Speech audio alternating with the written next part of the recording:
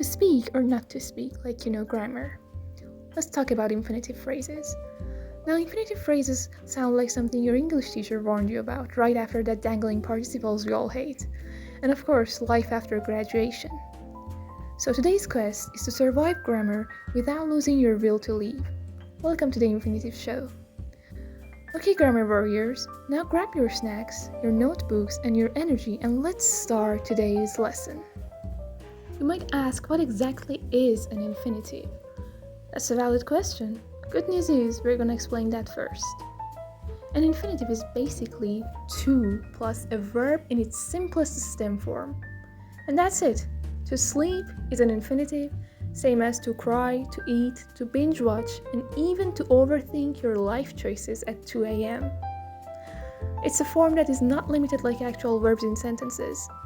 If verbs were vibes, the infinitives would be the chillest of them all. They're non-finite. No past, no future, no limit, just pure potential. Okay, great. Now that we've established that, what is an infinitive phrase? Well, it's an infinitive with its own little team playing around. Basically, an infinitive phrase takes the infinitive and adds some complements and modifiers to give it context. So, instead of to scream, we can say to scream into your pillow during the finals week. Here we use two modifiers to make it clearer and more specific. But as we said, they can also come with complements, this time in order to make sense, usually as a direct object. For example, to play guitar or to buy an ice cream. Infinitive phrases aren't just there to sound nice and be pretty. They actually play important roles in a sentence. Let's break it down. As a noun, they can be the subject or the object. Like, I would love to play your guitar. Here, to play your guitar is the thing being loved, a direct object. Or, to see the northern lights is my fervent wish. That whole phrase is acting as the subject. As an adjective, they describe a noun. For example, she found a new playlist to listen to on the way back. It tells us what kind of playlist. And as an adverb, they tell us why, how, or when something happens. Like, we drowned ourselves in coffee to meet the deadlines for our project. That's your why, the reason a bunch of procrastinators turned into zombies. Now let's stop here for a second. How can we identify these not-so-secret agents in our sentences? Step 1 is to look for to followed by a verb. Like to cry, to dance, to laugh.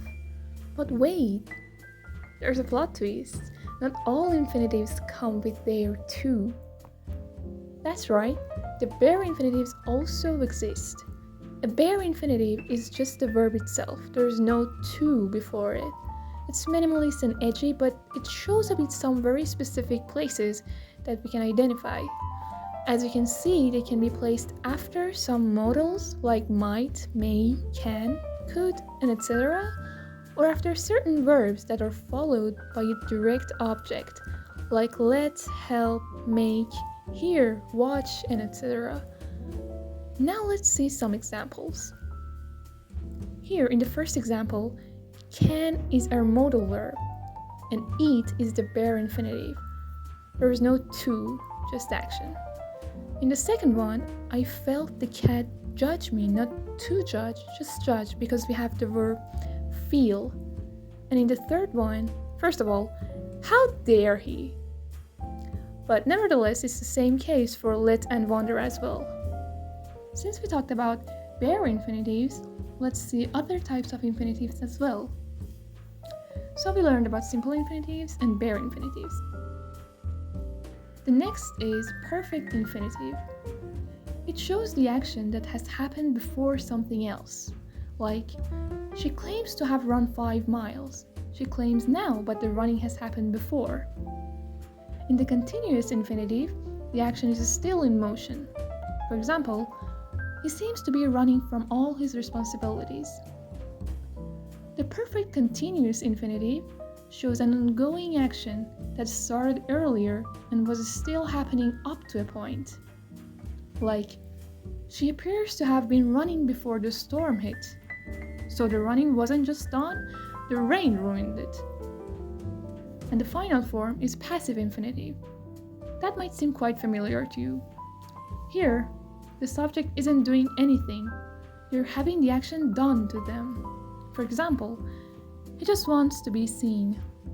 That's not him looking, it's him hoping someone else does. Alright, time to flex our brain muscles. Pause the video, read the sentences, and spot the infinitive phrases hiding in plain sight. Can you get their function right? Noun, adjective, or adverb? And bonus points if you can name the type as well. Is it perfect? Is it passive? Is it bare?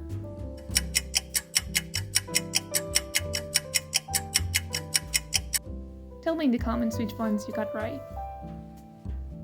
Now that you're mastering the infinitives, let's also learn about the tricky parts.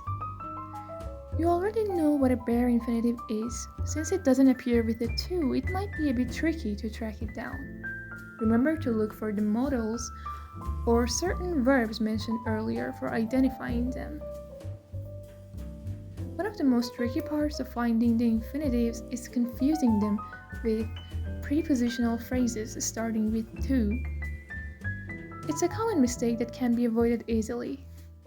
A prepositional phrase like to the store or to Paris does not equal to scream, because that doesn't contain an action like to scream, because it's not a verb. The next one is the infamous split infinitive. That's when a word, usually an adverb, sneaks in between to and the verb, like in the famous quote from Star Trek, to boldly go. Technically, the infinitive is to go, but now it's been split. Latin, which heavily influenced English grammar rules, did not allow it, but in modern writing, split infinitives are accepted and used when they make your meaning clearer. For example, to carefully consider can be way better than to consider carefully if it helps your tone. So just be careful and don't miss these kinds of infinitives. Alright warriors, it's your turn. Write your own short paragraph or a dialogue using 3 different infinitive phrases. One should act as a noun, one as an adjective, and one as an adverb. Bonus points if you throw in 3 different infinitive forms or types while you're at it, like a perfect, a continuous, and a passive infinitive. You can write them down in the comment section. And that's a wrap. Thank you for watching and great job sticking with it. I hope the lesson helped make infinitive phrases a little clearer for you. If you'd like to practice, try the challenge and share your answer in the comments. I'd love to see what you come up with. Until next time, keep learning and take care.